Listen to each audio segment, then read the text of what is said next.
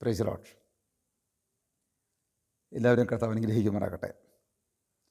മർക്കോസ് സുവിശേഷം 4-ാം അധ്യായം 37 മുതൽ വായിക്കുമ്പോൾ, അപ്പോൾ വലിയ ചുഴലിക്കാറ്റുണ്ടായി, പടകിൽ തിര തള്ളിക്കയറുക കൊണ്ട് അത് മുങ്ങുമാറായി.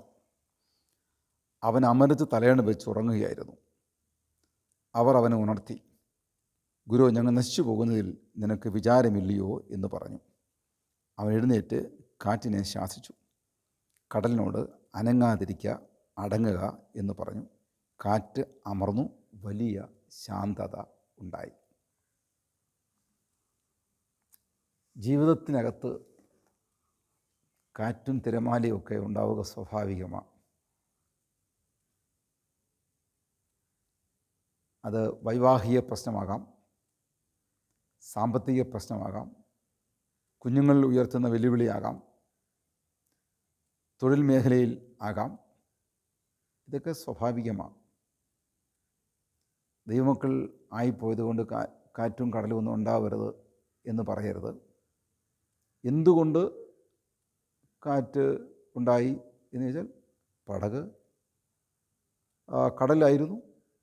കടലിൽ ഇത് സ്വാഭാവികമാണ്. ദൈവമക്കളായിപ്പോയത് കൊണ്ട്, ക്രിസ്തുവിൽ വിശ്വസിക്കുന്നത് കൊണ്ട് പ്രശ്നമൊന്നും ഉണ്ടാവരുത് എന്ന് വിചാരിക്കരുത്.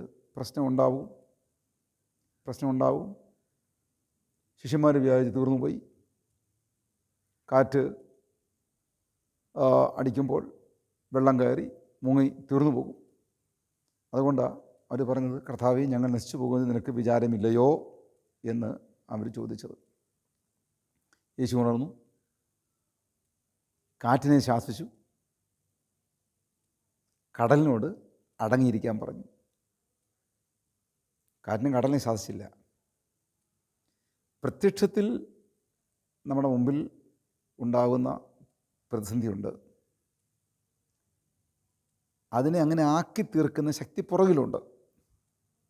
അതിനെ വേണം ശാസിക്കേണ്ടത്.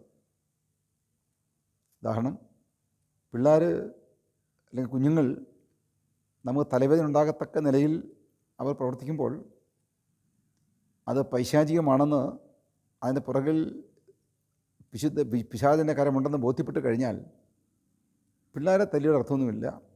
ശാസിക്കേണ്ടതിനെ ശാസിക്കണം. അടങ്ങിയിരിക്കാൻ പറയേണ്ടതിനോട് അടങ്ങിയിരിക്കാൻ പറയണം.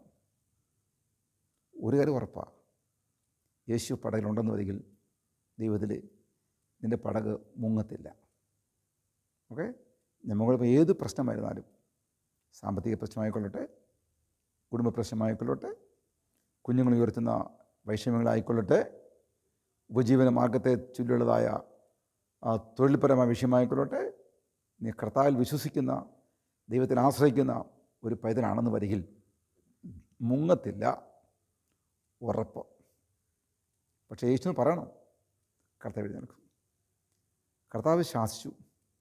ദൈവത്തിലെ നമ്മിലിപ്പോൾ വ്യാപരിക്കുന്ന പരിശുദ്ധാത്മാവിൻ്റെ ശക്തി, അതേ ശക്തിയാണ്.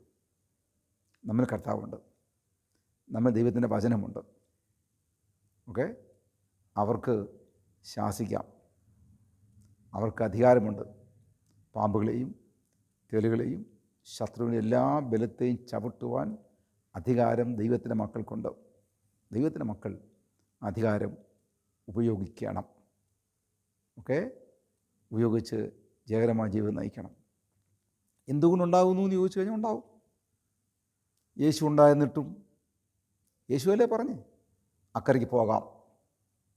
യേശുവിൻ്റെ വാക്ക് കേട്ട് ഇറങ്ങി പുറപ്പെട്ടവരാ.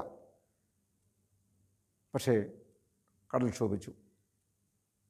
കർത്താവിൻ്റെ വാക്ക് കേട്ട് ഇറങ്ങിപ്പോയവരാ, പക്ഷേ കടലിൽ കോപിച്ചു. സ്വാഭാവികമാണ്, ഉണ്ടാകാം. ഇത് ലോകമാണ്, ഇവിടെ പ്രശ്നങ്ങളുണ്ട്. പക്ഷെ അതിന് മധ്യത്തിലും മറന്നു പോകരുത്, അക്കരയ്ക്ക് പോകാം എന്ന് പറഞ്ഞവൻ നമ്മുടെ കൂടെ തന്നെ ഉണ്ട്. അവിടെ പരിഹാരമുണ്ട്. ദൈവശക്തിയാൽ എല്ലാത്തിനും പരിഹാരമുണ്ട്. ആകയാൽ വിഷമിച്ചു പോകരുത്. നശിച്ചു പോകുന്നു എന്ന് വിചാരിച്ചു പോകരുത്. നശിക്കില്ല.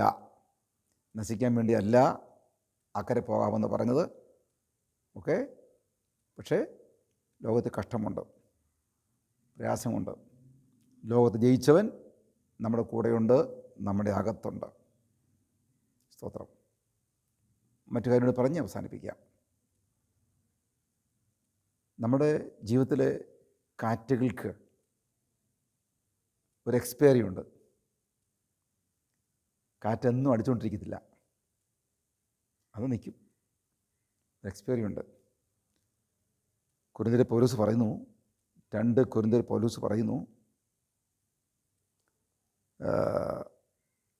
നെടുനേരത്തേക്കുള്ള നിങ്ങളുടെ കഷ്ടം, ലഘുവായ കഷ്ടം അത്യന്തം അനവധിയായി തേജസ്സിൻ്റെ നിത്യഘനം ഞങ്ങൾക്ക് കിട്ടുവാൻ ഹേതുവാകുന്നു.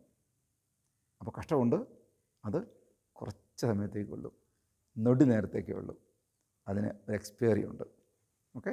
ആകയാൽ പരിശുദ്ധാത്മാവിൻ്റെ ശക്തിയാൽ ഈ കാറ്റുകളെ അതിജീവിച്ച് മുമ്പോട്ട് പോകുവാൻ തക്കവണ്ണം നമുക്കിടയാകുമാറാകട്ടെ. God bless you all. Thank U.